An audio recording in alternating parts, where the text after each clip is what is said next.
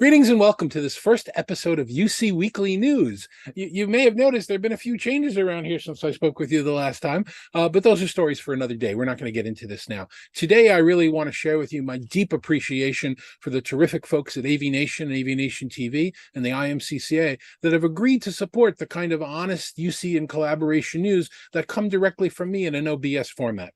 We're now going to be on the AV Nation and IMCCA social media channels going forward, so you'll have to do some effort there looking for us. And I'm not sure if we're actually going to get a new show out to you every week, but at this point, I think we're going to try. So we'll challenge me on that and see how well I do. If you really do want to know what's going on in this space, what new stuff works, and what new stuff is terrible, which is something I'm able to say now, I'm going to make an effort to inform you weekly, just like I've been doing for a couple of years now. My first guest on my first show doing this is my friend and industry colleague, Tom Arbuthnot. Tom, say hi to everybody. Tell everyone who you are and what you do. Yeah, hey David, thanks for having me on the first show. Excited to be on. I'm Tom Arbuthnot. I run a company called Empowering.Cloud, and we focus on Microsoft UC, Microsoft Teams, Microsoft 365. Been in that space for way too long now, about 11 or 12 years. Well, that's a lot of Microsoft in one sentence. That's really interesting. And coincidentally, we're just about up on Microsoft Ignite this week, aren't we? Yeah, yeah. So yeah, there's a lot coming in Microsoft Ignite. Obviously, we're pre-show at the moment, but unsurprisingly, there'll be a load of AI, a load of Copilot. There'll also be some Microsoft Teams news. So yeah, I'll be doing a massive debrief on that after the show and putting all the news together. In my AI Friday column, which if you're not following it on LinkedIn, you should be following me on LinkedIn. I was talking about the rise of Skynet this week between the announcement of a Copilot being GA, which we're going to talk about, and also there was an announcement from Mr. Musk about his Grok, and IBM was in the news with some of the things they're doing. So, is this the week we look back at and look at the machines rising and taking over, or do you think we're just going to kind of yawn and keep moving forward from here? I don't know. I mean, it feels like a point in time, but also if you follow the AI news, there's some big AI announcement every single week. Some big vendor is doing another thing. I think we'll look back on this year as the year it went from like an obscure to a reality. But I also think we're at the top of the hype cycle at the moment. Like everything is going to change the world every single day. And I think we're somewhere in the middle. Like I do think AI will have a huge impact, but like everything else in technology, we're at the top of the hype cycle. It will get released. It will get better and better and better. And in a few years, I think we'll be like, oh, it's the normal thing. It's not a feature anymore. It's just part of every single product. Yeah, so one of my blogs over the summer, I had a great cartoon that I made of a little kid up on a ladder at a blackboard, scratching out the word metaverse and writing in the word AI. Because honestly, I think that all the people that are just on the hype trains, jump from that word to this new word. But there is some quality and some value, as it's coming out. We've all started to see little bits of it. Obviously, a lot of people are using it at this point and feel very strongly about it. How is the GA release from Copilot going, in your opinion? Yeah, so I think that chalkboard thing is a good example. We always have an industry term that's the current hype. I think the difference here is real normal people are proactively trying to use this tool. Like ChatGPT, people are going out and hunting it out to use it. So I think we're seeing some adoption. So as you say, Microsoft GA'd their Microsoft 365 Copilot. So Microsoft used Copilot as a family brand name for pretty much anything AI. So they intermix it, but there is a specific Copilot that works in Teams, in Outlook, in Excel, in PowerPoint, the Office suite. That's Microsoft 365 Copilot. It's been in early access for a few months to enterprise customers, and now it's available, but critically, only enterprise general availability. So it's enterprise customers with a direct commercial relationship with Microsoft buying into 300 seats plus. So it's not like the typical general availability of I can go buy a single seat on the portal yet. It's for enterprise. The enterprise I work with, most of them are buying some seats just to check it out, to test it. None of them want to be left behind on this kind of AI cycle. Doesn't mean they're buying tens of thousands of seats. It means they're trying it out at the moment. I've seen some complaints about that.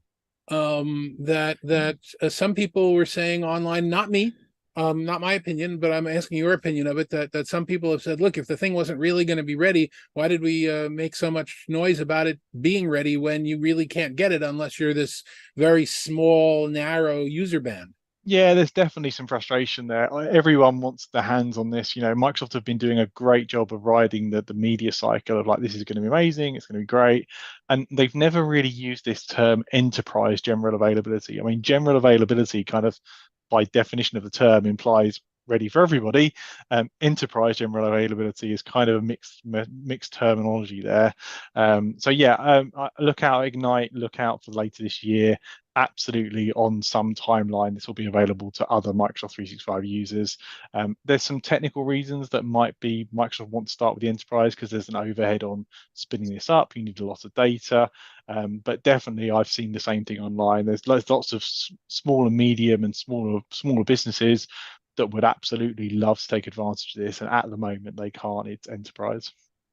All right, so let's certainly go on record that we love the machines and we love our new Skynet overlords, and we're the good guys, and we won't have any problems with that. Do we expect any other news other than AI everywhere coming out of the Microsoft event this week?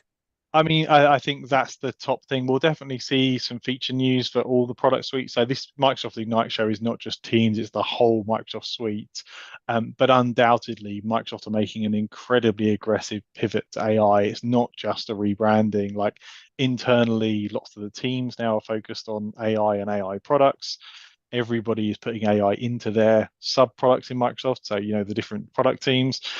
So I think it will be 90-10 towards AI in everything and 10% other news probably. I've also seen some comments online, which I will share without attributing to them anybody, that the analyst community is a little bit upset that they're not getting as much direct feedback at this event. That there weren't a lot of analysts invited to it, and everybody's kind of connecting in remotely still. Is that something that you feel or that you've heard? Again, not putting you on the spot, but is that a problem that Microsoft needs to address? Yeah, I don't know. It's interesting. I mean, obviously, I kind of live in a strange world of I'm a Microsoft partner and I'm an MVP, and I'm kind of in that analyst world a little bit as well. I've never really seen how Microsoft treat like just analysts, if you know what I mean. I'm fortunate to have different relationships. I definitely think there's an interesting dynamic around very, very big companies and analysts and how they look after them, how much value they put in their opinion. I think it just varies from company to company, to be honest. Oh, absolutely. There have been some very interesting, pictures of junkets recently, where some analysts have had some really awesome times, and then there's just the occasions where you get to have access to the executives and ask them pointed questions. Yeah, I think there's huge value in that, and like that's the real thing. Is like it's lovely to go on nice trips, and I've seen the same pictures. Sometimes I wish I was more multi-vendor than just Microsoft. But like I think access is really interesting, and getting to share opinions. Like any company that's prepared to give time to analysts or and customers as well, and I think there's huge value on both sides of the fence for that. So when the Microsoft event is over this week, what is the next thing on your calendar? Anything big coming up for you in the UK, or are you looking at ISE in Barcelona? Yeah, so definitely ISE. Before that, we've got Cavell's event in London. So they do Cavell Enable, and that's a kind of UCAS focused industry event. So I've got a panel there. I'm doing actually an enterprise feedback panel. So we've got four enterprise customers coming on, and we're just gonna have an open conversation about UCAS decisions and how it's really going, very real world. We have the Microsoft UC User Group London straight after that on the 28th of November as well. And then yeah, the next big show will be ISE and then Enterprise Connect. It sounds like a pretty full calendar going all the way throughout to It's March. all it's yeah, it's all go. Yeah. It's been a busy kind of end of year as well. So yeah, after the November show, December goes quiet, and then we're all go again for January. Let's thank God for a quiet December. I will be at CES as well Oh in yeah, that's a first week of huge one, isn't January. it? I was very honored to be one of the judges this year. It was over which shoulder? I can never get the pointer. There it is. One of the innovation awards. And then I'm not sure if I'm going to be in Barcelona this year with a number of the circumstances up in the air, but I will certainly see you at Enterprise Connect. And if not before, then we'll definitely share a pint somewhere. Yeah, for sure. Yeah. If Enterprise Connect, if not before, definitely. So where can someone get in touch with you if they would like to reach out to you? Yeah, so I'm pretty active on LinkedIn, so you can find me there. The Empowering Cloud website is empowering.cloud, and there's 150 community videos from various community experts. We have 28 people contributing there. So if you're into Teams or Microsoft UC or Microsoft 365, there should be something valuable for you there as well.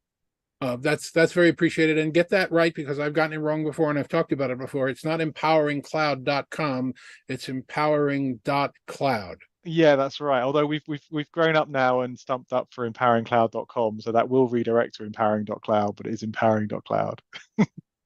Terrific. Well, I'm looking forward to that change, and change seems to be the order of the day. Thank you very much for watching the first of this new changed show. You can watch it, as I said, every week on the AV Nation channels and on the IMCCA channels, on all the social media channels. And if you ever want to reach me, I'm very simply at my name, david@danto.com. Thanks very much for watching, and hopefully we'll see you next week.